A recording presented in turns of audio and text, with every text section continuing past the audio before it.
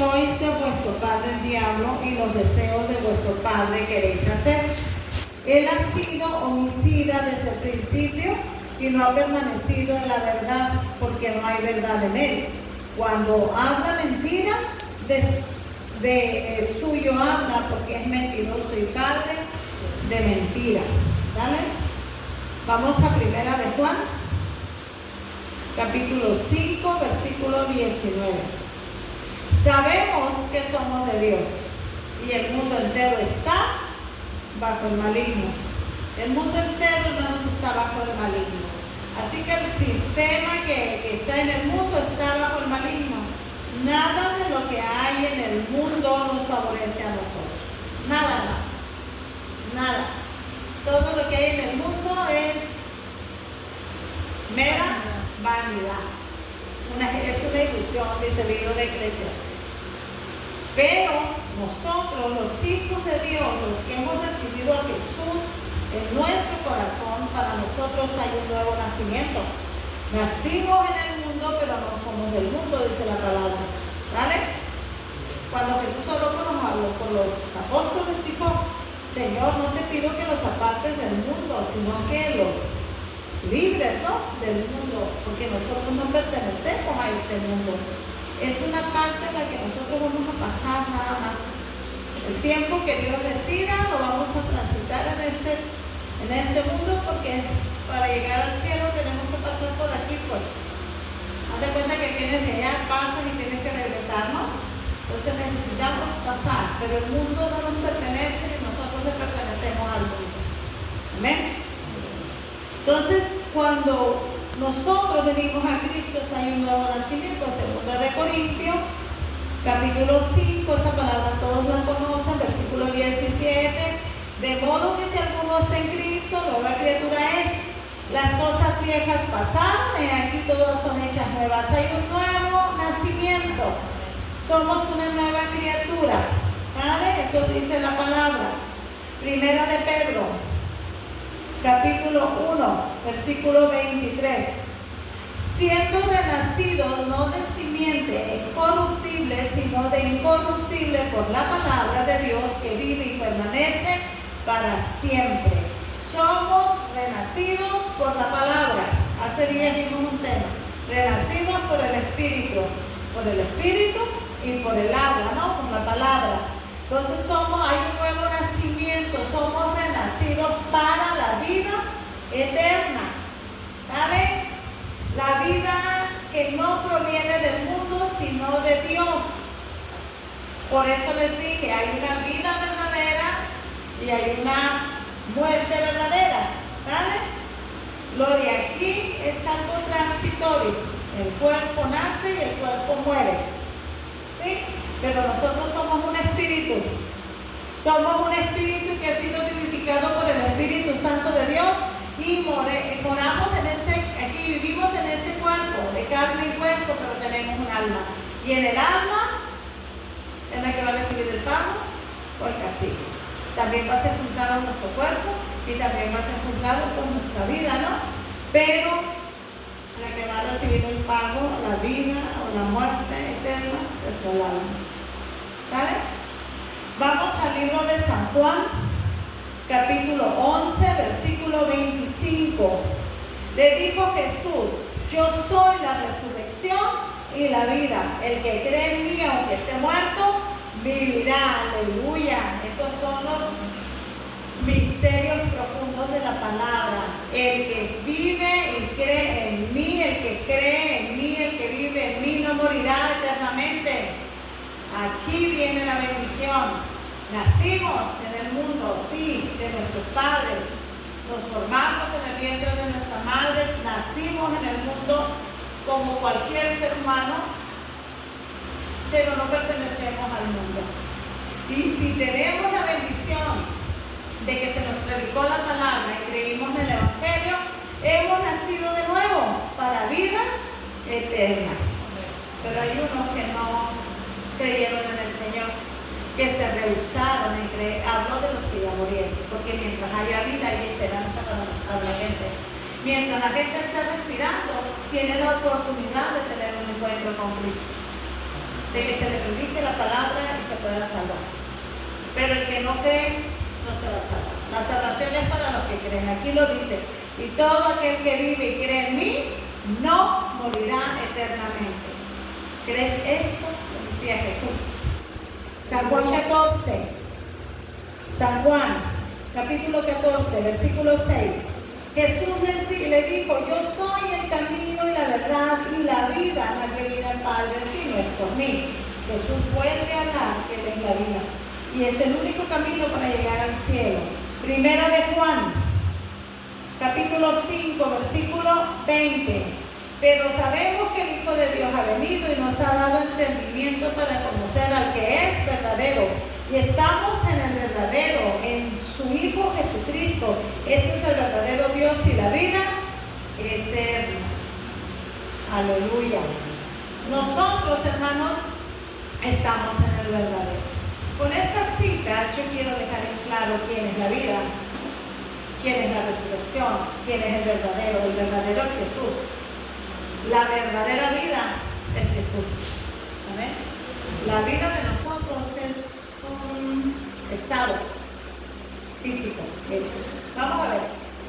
La palabra vida, de acuerdo al diccionario, es la capacidad de nacer, de respirar, de desarrollarse, procrear, evolucionar y morir. Eso es con relación al cuerpo físico.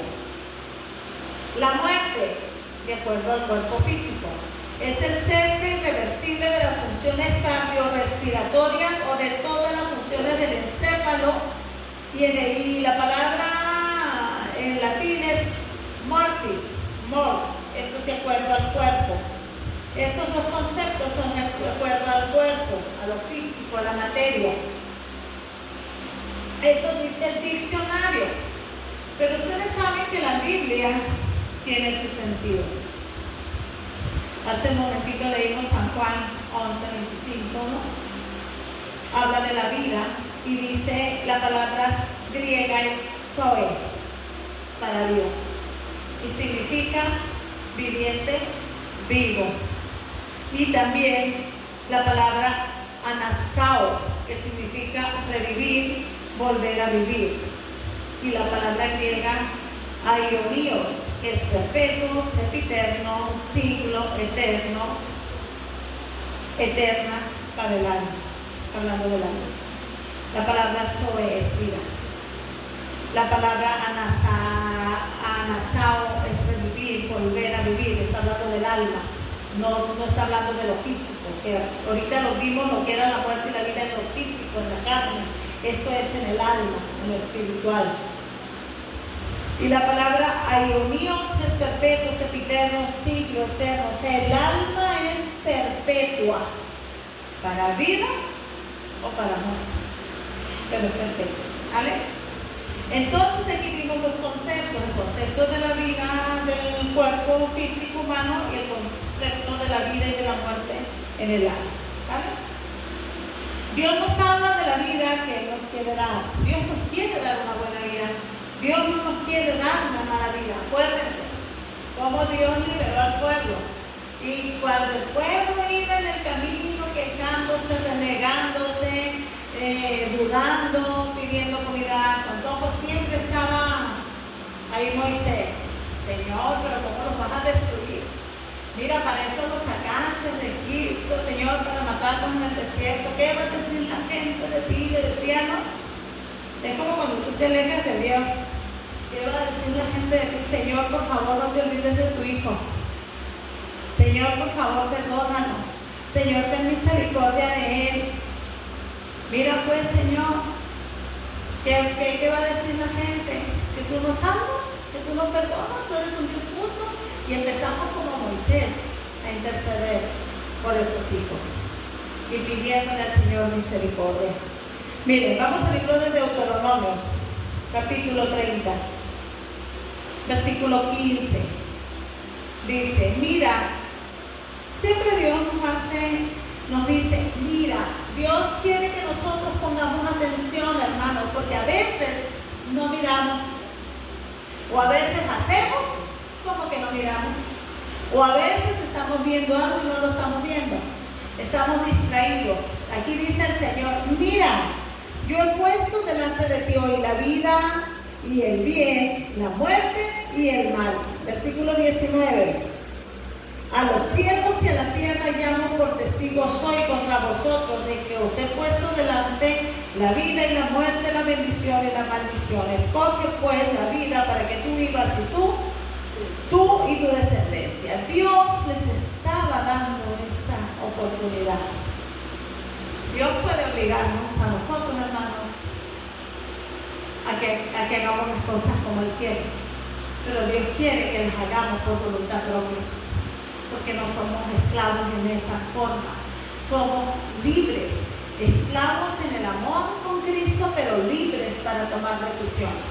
El diablo sí viene y te obliga.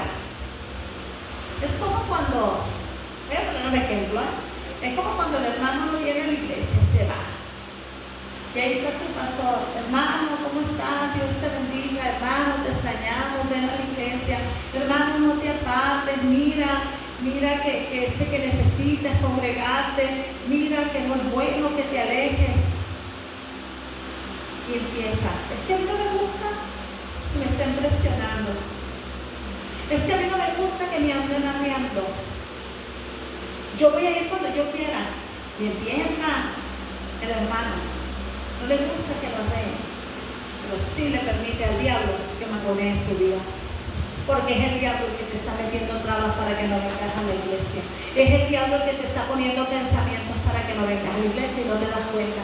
Al diablo sí le puedes permitir que entre a tu vida y haga de tu vida lo que le dé la gana, pero no sea tu pastor o Dios a través de un hermano que te está hablando por misericordia porque te haces el ofendido. Es que a mí no me gusta que me presionen, es que a mí no me van a decir cuándo tengo que ir, pero el diablo se hace lo que le da la gana contigo cuando se lo permites. ¿No es así?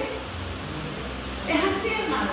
Dios es tan bueno con nosotros. Dios nos permite escoger aún, hermanos, en cosas que no son buenas. Dios nos da la voluntad permisiva. Dios nos permite, porque de alguna manera vamos a aprender. Y a veces es equivocándonos, y es a veces tropezando cuando nosotros vamos a entender que por ahí no era el camino.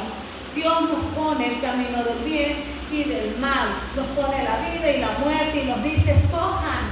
O sea, yo les doy libertad de que escojan, pero casi siempre escogemos mal. ¿Y saben por qué escogemos mal? Porque puede más el orgullo, puede más la soberbia, la arrogancia, la altivez y todas esas tonterías del diablo en nuestra vida, porque somos bien fregones. A mí nadie me va a decir cómo hacer las cosas, a mí nadie me va a mandar. Yo hago las cosas como yo quiero, y si me equivoco, pues ni modo. Todavía somos bien valientes para decirlo, ¿no? Mentiras del diablo, hermano. Son cosas que al diablo le han funcionado y en las que nosotros hemos caído. Dios, hermanos, no quiere la muerte del que muere, quiere que el que muera viva. Dice el libro, dice que todas las almas son mías, más que el alma que pecare esa morirá. Pero Dios no quiere que el alma muera, Dios quiere que el alma viva. Por eso Dios nos da en su palabra todas las estrategias para la vida, hermanos, y también nos habla de la muerte.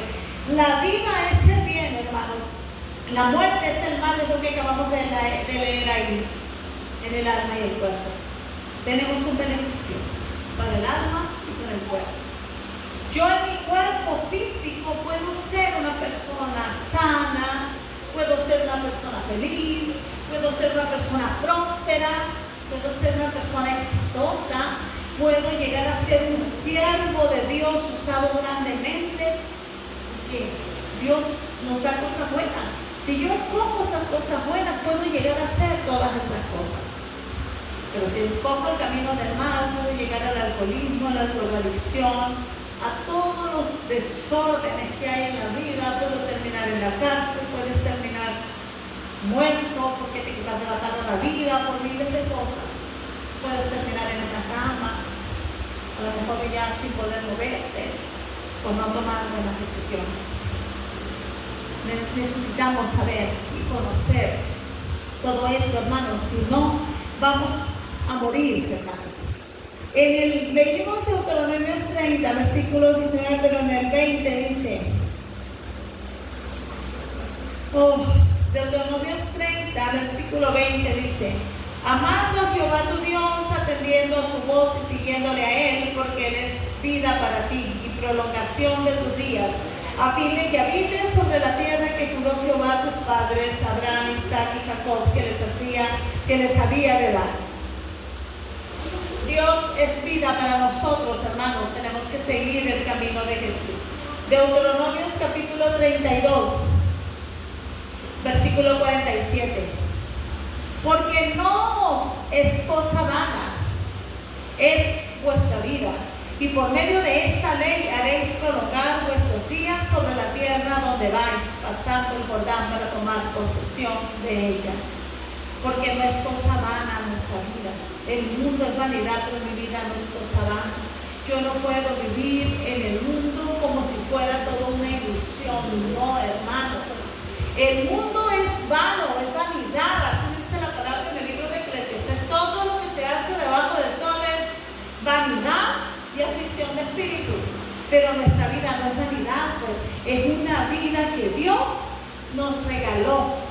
Y tenemos que vivirla como Dios manda que la vivamos, porque entonces estamos desmeritando lo que Dios nos dio. Estamos desdeñando la vida que Dios nos dio. Es como si no te importara lo que Dios hizo para ti, la vida que Dios te dio. Cada día que Dios nos da es una oportunidad que Dios nos da para vivir, para cambiar, para ponernos a cuentas con Él, para agradecerle a Dios sus bondades. No es vanidad, aquí lo dice, porque no os es cosa vana, es vuestra vida. O sea, no consideres tu vida como la vida del mundo, no, jamás. Es una vida que Dios te regaló. Es un aliento de vida que está puesto en tu vida y que es vivificado por su Santo Espíritu. No es cualquier cosa, hermanos. No desdeñemos lo que Dios nos da. Apreciemos la vida. Esa vida Dios te la dio. Dios me la dio. No te la dio el diablo te la quiere quitar, el diablo te la quiere robar. Amén. La vida que Dios nos da, hermanos, vale mucho. Tiene que ser sin vanidades, sin ilusiones, como se menciona en el libro de Eclesiastés. Necesitamos nosotros entender y saber, hermanos, que esta verdadera vida va mucho más allá de las cosas terrenales. Son cosas espirituales. El mundo está lleno de afanes. Y los afanes ahogan la palabra y la hacen infructuosa. Entonces, ¿por qué a veces no comprendemos las cosas? Porque el engaño de este siglo, el engaño de Satanás, nos vela el entendimiento. Hemos creído que la vida es que tú tienes que trabajar y hacer la mejor casa y tener las mejores cosas y vivir y darles a tus hijos lo mejor, las economías. No es malo, hermano, pero no es el fin de nosotros. El fin de nosotros es otro. El fin de nosotros es la vida eterna con Jesús. Y la Biblia dice que los afanes de este siglo ahogan la palabra, que todo en el mundo es vanidad y aflicción de espíritu. Entonces yo no me puedo aferrar a la vida que el mundo me ofrece. Yo tengo que cambiar ese estilo de vida. Yo tengo que vivir una vida verdadera, y la vida verdadera es agradando a Dios, es haciendo la voluntad de Dios. Fuimos creados por Dios con un propósito. Tú tienes que predicar la vida de Jesús. Tú tienes que vivir, yo tengo que vivir la vida de Jesús. Y yo tengo que llevar y anunciar a Jesús a las vidas. Si yo estoy viendo a una persona que está viviendo una mala vida, yo tengo que llevar la vida de Jesús a esa persona para que esa persona cambie. Nuestro propósito, hermanos, es llegar al cielo de donde salimos, adorar a Dios por la eternidad, reinar con Él por la eternidad. Y la única manera de hacerlo es que aquí en la tierra nosotros encontremos esa luz para llegar al cielo. Acuérdense, venimos del cielo, somos un espíritu que nos formamos en el vientre de nuestras madres con la genética de nuestros padres y nuestros hermanos, güeritos, prietitos, gorditos, chaparritos, altitos, como eran nuestros padres. Pero la vida viene del cielo. Entonces yo tengo que regresar al cielo. Cuando yo regrese al cielo ya no voy a ser la hija de Raúl Salín ni de Susana Quedas, voy a ser la hija de Dios nuevamente, pues, porque lo que aquí en la tierra se vive, aquí se queda. Entonces cuando yo llegue al cielo, yo tengo que hacer en el cielo esa adoración por eternidad con Dios. Yo tengo que aquí en la tierra también adorar a Dios. Yo tengo que bendecir a Dios. Yo tengo que hacer todas las cosas que la palabra a mí me dice para poder llegar al cielo. Esa es la verdadera vida. La verdadera vida es vivirla en Cristo. Mire, una de las cosas que más nos ata es el alma. El alma que está tan llena de emociones, de sentimientos, de vivencias, de recuerdos, de sufrimientos, de amores, de desamores, de todo lo que vivimos en el mundo. El alma se cansa, el alma se aflige, el alma se enferma, el alma se llena de dolor, de tristeza. Entonces necesitamos conquistar esa alma.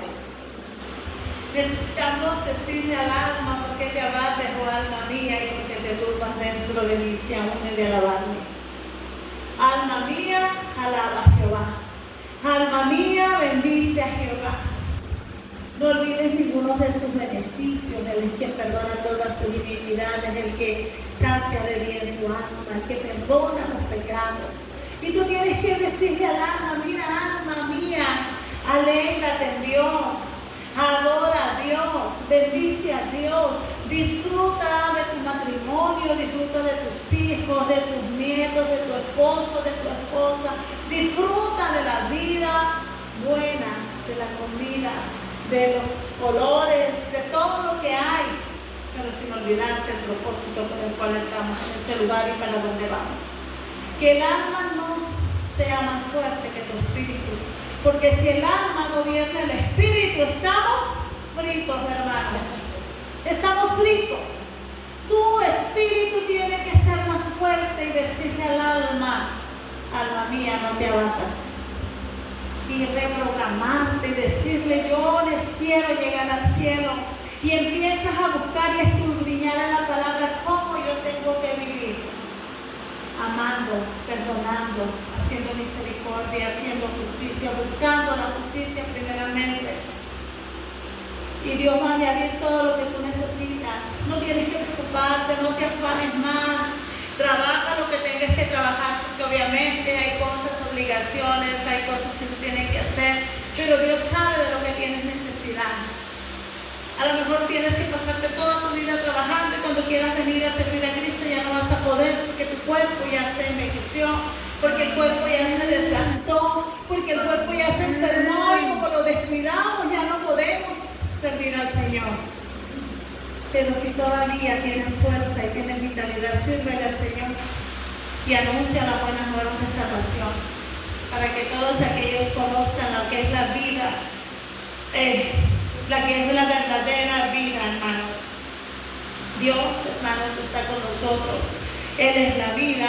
Necesitamos aprender a vivir la vida como nuestro Dios quiere que la vivamos. No de esta manera que el mundo te la está presentando. Dios está con nosotros. Dice en el libro de Génesis: Dios nunca nos ha abandonado, hermanos, nunca nos va a abandonar. En el libro de Génesis capítulo 28 versículo 15 dice: he aquí, yo estoy contigo y te guiaré por donde quiera que fueres, y volveré a traerte a esta tierra, porque no te dejaré hasta que haya hecho lo que te he dicho. Estaba hablando con Jacob. Y esa palabra también es para nosotros. Dios no nos va a dejar y Dios no nos va a abandonar. Amén. Y si Dios nos está dando la oportunidad de salvarnos, la obra que Él empezó en nosotros, Él la va a perfeccionar hasta el último día. Pero tenemos que echarle ganas nosotros también. Tenemos que poner de nuestra parte, tomar buenas decisiones. Josué, Dios no nos abandona. Josué, capítulo 1, versículo 5. Nadie te podrá hacer frente en todos los días de tu vida. Como estuve con Moisés, estaré contigo, no te dejaré ni te desampararé. Dios no nos va a dejar solos en esta vida. Él es la vida y Él es el que nos va a llevar a esos caminos. Hebreos capítulo 13, versículo 5. Fíjense, Hebreos 13. Esta palabra habla de costumbres, ¿verdad? Las costumbres del mundo. Dijo el libro de Jeremías, capítulo 10, me parece que dice: las costumbres de los pueblos son solo vanidad. Así dice, ¿no? Y en Hebreos capítulo 13, versículo 5 dice: sean vuestras costumbres sin avaricia, contentos con lo que tienes ahora, porque Él dijo: no te desampararé ni te dejaré. De manera que podamos decir confiadamente: el Señor es mi ayudador, no temeré lo que me pueda hacer el hombre. Aleluya. Hay costumbres, hermanos, en el mundo que no son buenos para nosotros, pero hay costumbres del reino que son buenas para nosotros. Congregarnos, orar, leer la Biblia, escudriñar la Escritura, hacer justicia. Todas esas son las costumbres del reino, lo que Jesús hacía. Esas son cosas buenas para nosotros, hermanos. Dios mande. Josué 1:5, Hebreos 13:5 y 6. Dios ha estado siempre con su pueblo por medio de sus siervos los profetas, a través de los jueces, a través de los reyes. Y hubo hombres poderosos que creyeron en Él, como Abraham, como Moisés, como David, como Josué, como Jacob, etcétera, ¿no? Hasta que envió a su Hijo amado para regalarnos la vida eterna. En los tiempos antiguos Dios no desamparó al pueblo, estuvo con Él. Ahora en la dispensación de la gracia, hermanos, el Señor está con nosotros y nos ha regalado la vida a través de sus hijos, a través de su Hijo Jesús. Amén. San Juan 3:16. San Juan 3:16. Este versículo muy conocido mundialmente, porque de tal manera amó Dios al mundo que ha dado a su Hijo unigénito para que todo aquel que en Él cree no se pierda, mas tenga vida eterna. En el versículo 36, ahí mismo: el que cree en el Hijo tiene vida eterna, pero el que rehúsa creer en el Hijo no verá la vida, sino que la ira de Dios está sobre él. San Juan 5:24.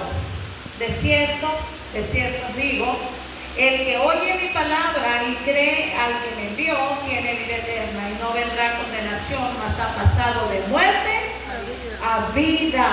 San Juan 6, versículos 40. Y esta es la voluntad del que me ha enviado, que todo aquel que vea al Hijo y crea en Él tenga vida eterna, y lo resucitaré en el día postrero. Versículo 47, ahí mismo: de cierto os digo, el que cree en mí tiene vida eterna. Esa es la verdadera vida. Versículo 54, ahí mismo: el que come mi carne y bebe mi sangre tiene vida eterna, y yo le resucitaré en el día postrero. Aleluya. San Juan 10, versículo 28: y yo les doy vida eterna y no perecerán jamás, ni nadie les arrebatará de mi mano. ¿Ya está conociendo cuál es la verdadera vida? Jesús es la verdadera vida. Por causa de esa vida, hermano, que Jesús ofreció por nosotros, la maldad se ha multiplicado, porque el enemigo sabe que hay una dispensación de la gracia para salvación. Efesios capítulo 1, versículos del 7 al 10. Efesios 1, versículos del 7 al 10. En quien tenemos redención por su sangre, el perdón de pecados según las riquezas de su gracia, que hizo sobreabundar para con nosotros en toda sabiduría e inteligencia, dándonos a conocer el misterio de su voluntad, según su beneplácito, el cual se había puesto en sí mismo de reunir todas las cosas en Cristo en la dispensación del cumplimiento de los tiempos, así las que están en los cielos como las que están en en la tierra. Nos dio la dispensación. Dispensación es dar, conceder, otorgar, distribuir. Nos dio, nos otorgó, nos concedió la vida eterna a través de su sangre. La verdadera vida. Hermanos, eso significa la dispensación, dar, conocer, otorgar, distribuir. Y el enemigo hará todo lo posible para que no alcancemos la salvación. Amén. Y hará lo que a él le sale muy bien, que es engañarnos.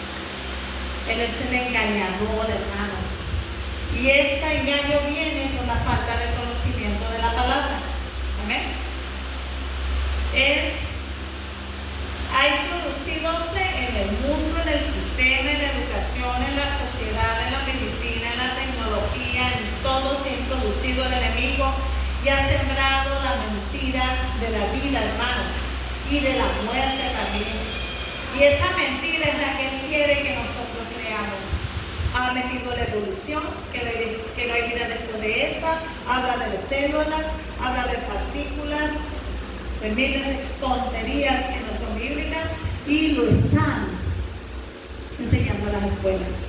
Y el engaño ahí está. Y los niños creen que nacieron del chango, y que la teoría del Big Bang, y que cómo fueron creadas las cosas que hasta este momento no han podido ser comprobadas porque no son verdad. Y siguen investigando y siguen queriendo deshacer lo que Dios hizo, pero no lo van a poder hacer, porque Dios es el que da la inteligencia y es el que da la sabiduría, y Dios sabe lo que hay en cada corazón. Amén. Miren lo que nos dice Mateo 24, cómo Jesús nos habla. Vamos al libro de Mateo 24, versículo 4, dice: a Jesús le preguntaron cuáles serían las señales de su venida y del fin del siglo. Y les respondió Jesús, les dijo: mira que nadie os engañe.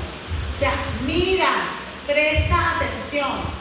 Dios desde los cielos anda buscando entre los hijos de los hombres un entendido que le crea a Dios, alguien que preste atención. Por eso, hermanos, cuando nosotros estamos en la iglesia, el Espíritu manda, el diablo envía un espíritu de distracción para que tú te distraigas, para que no mires y para que no entiendas lo que Dios está hablando. Ese es el propósito del enemigo.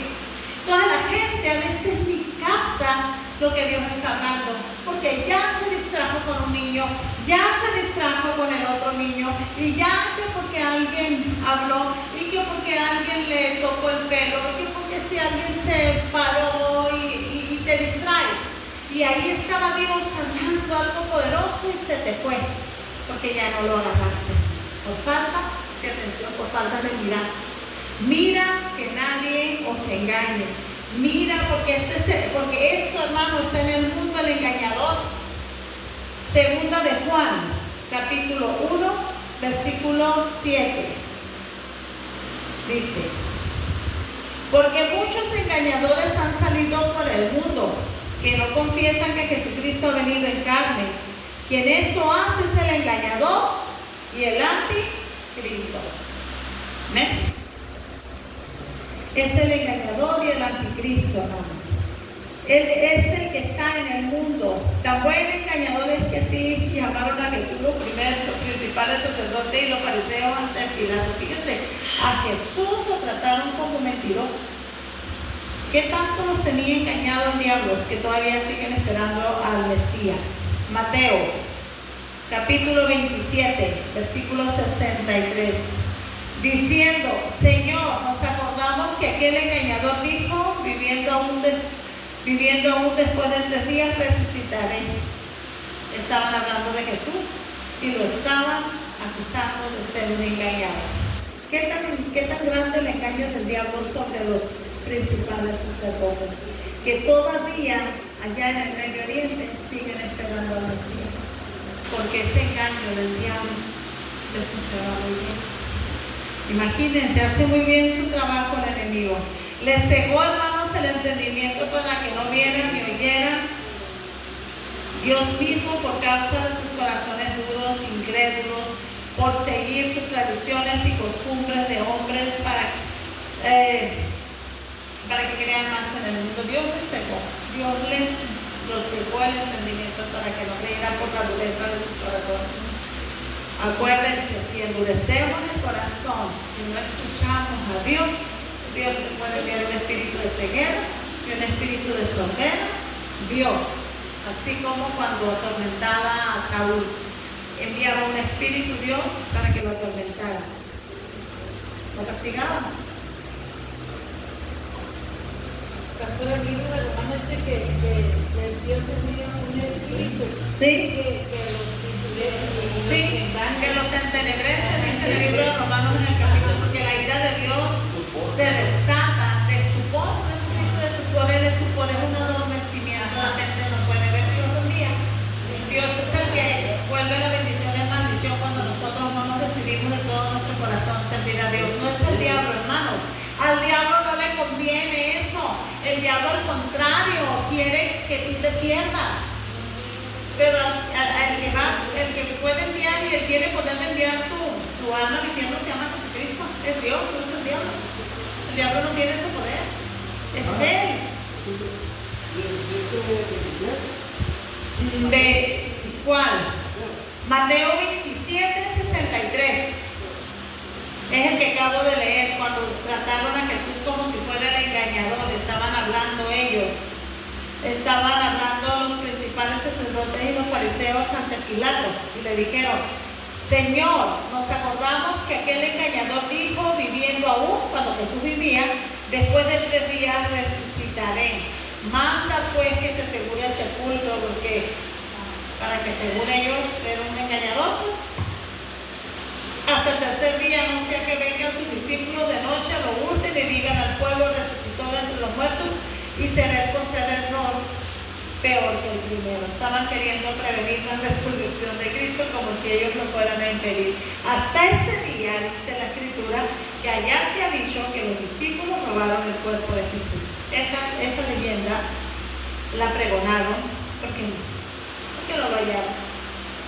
¿Saben? Y se siguen predicando. ¿Cuánta gente sigue diciendo el mundo nunca se va a acabar? ¿Desde cuándo están diciendo? Y la gente no cree, pues, porque hay un engañador que ha hecho bien su trabajo. Pero Dios les cegó el entendimiento para que no vieran ni oyeran. Dios mismo, por causa de sus corazones duros, por incrédulos, por seguir sus tradiciones y costumbres de hombres, porque creen más en el mundo que en Dios. Por esa causa el enemigo sigue engañando, hermano, y le funciona muy bien. Solo la verdad absoluta de Dios nos puede librar, solamente la palabra de Dios. Porque dice la palabra que conocerán la verdad y la verdad te hará luz, en el libro de San Juan. El enemigo, hermanos, viene a robar, a matar y a destruir. La muerte que el enemigo te ofrece, hermanos, es una muerte eterna. Suicídate, mata para que te caigan tu problema. Y muchos caen creyéndole a Satanás, hermanos. Y esas almas van al fuego eterno. La persona que se quita la vida, pues ya, ¿cómo se va a arrepentir, hermanos? Mateo capítulo 18, versículo 8 dice: Por tanto, si tu mano, tu pie te es ocasión de caer, córtalo y échalo de ti. Mejor te es entrar en la vida poco manco que teniendo 2 manos o 2 pies, ser echado en el fuego eterno. Pastora, cita ahorita, por favor. La de Mateo 18, 8. Sí, la de ahorita. Mateo 18, 8. Gracias. Mateo 25, versículo 41. Entonces dirán también a los de la izquierda: apartados de mí, malditos, al fuego eterno preparado para el diablo y sus ángeles. Hay un lugar para esas almas, hermano, para quien no reciba al Señor. Judas 1:7. Judas 1:7.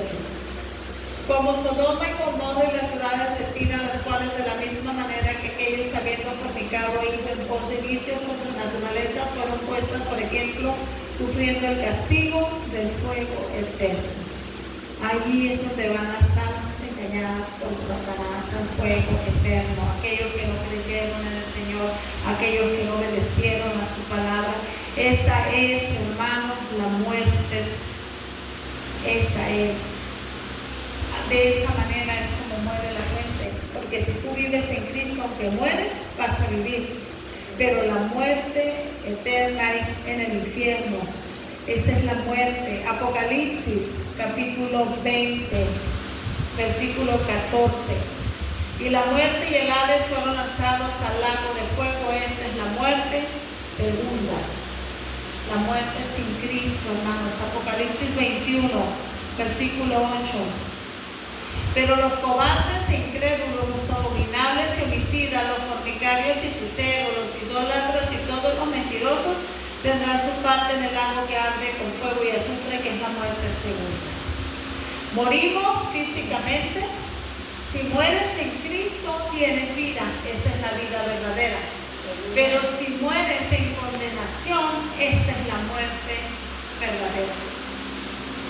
La muerte verdadera que va al fuego eterno, que es la muerte segunda, cuando ya debes enviarlo al fuego por la eternidad. Esas son las vidas y las muertes verdaderas. Cuando mueres, todos vamos a morir en cuerpo. Todos vamos a morir. Eso lo vamos a padecer iguales. Pero el que muere en Cristo va a seguir viviendo por la eternidad.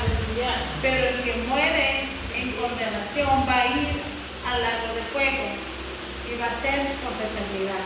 Esas son las vidas y las muertes verdaderas que hay ya para la Biblia. La otra muerte, hermanos, pues es el cese de nuestra vida, de la aspiración de toda la función.